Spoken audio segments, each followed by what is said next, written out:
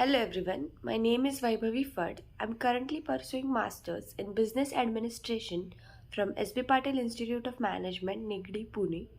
Today I'm going to speak on the topic cyclical pricing, which is a part of economic analysis for business development subject. So basically, what is cyclical pricing? Cyclical pricing refers to the pricing decisions of the firm which are taken to suit the fluctuations in the business conditions. To simplify decision making in response to the alterations in the entire economic system, it is necessary for the firm to have some kind of policy based on cyclical price behavior. It is more apparent to say that prices are slashed during recession and picked up during demand pull or demand push. In formulating a policy of cyclical pricing, various factors such as demand, competition, cost push, price rigidity, price fluctuations, fluctuations due to substitutes, purchasing power, market share, and demand fluctuation should be taken into account. Now, let's talk about each topic in brief. First is demand. The commodities are divided into durable and non durable goods.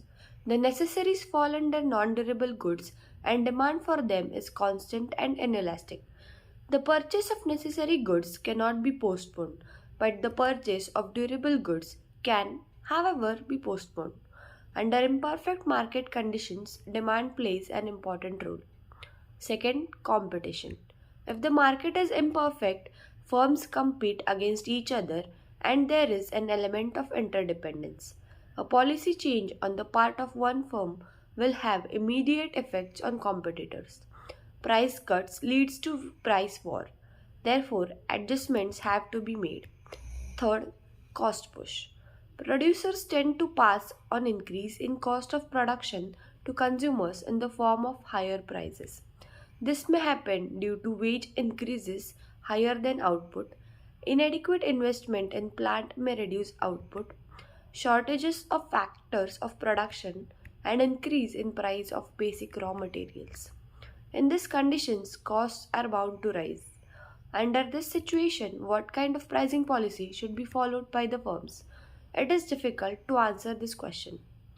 John Dean suggests that in formulating a policy of cyclical prices, following factors may be considered. Let us have a look at these factors. First is rigidity, which is price rigidity. Firms do not believe that prices change because of business cycles. The cyclical fluctuations are caused by economic factors like income, profit, and psychological factors like expectations of the consumers. They have control over these factors. They are also of the opinion that it is not healthy to change prices in response to the cyclical fluctuations. Second, price fluctuation. Price fluctuations conform to cost changes at current full cost, standard full cost, and incremental cost.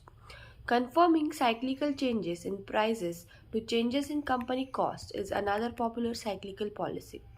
It amounts to stabilizing some sort of unit profit margin. Third, fluctuation due to substitutes. The use of substitute product as a cyclical pricing guide is an appropriate price policy in many situations. It may also stabilize the industry's share of the vast substitute market. Fourth, purchasing power. If prices can be reduced because of a fall in the purchasing power of the people during a depression, then we have what is known as the blanket index of the purchasing power. Purchasing power index is only an average that covers up great disparities. Therefore, component prices are more important. Fifth, market share.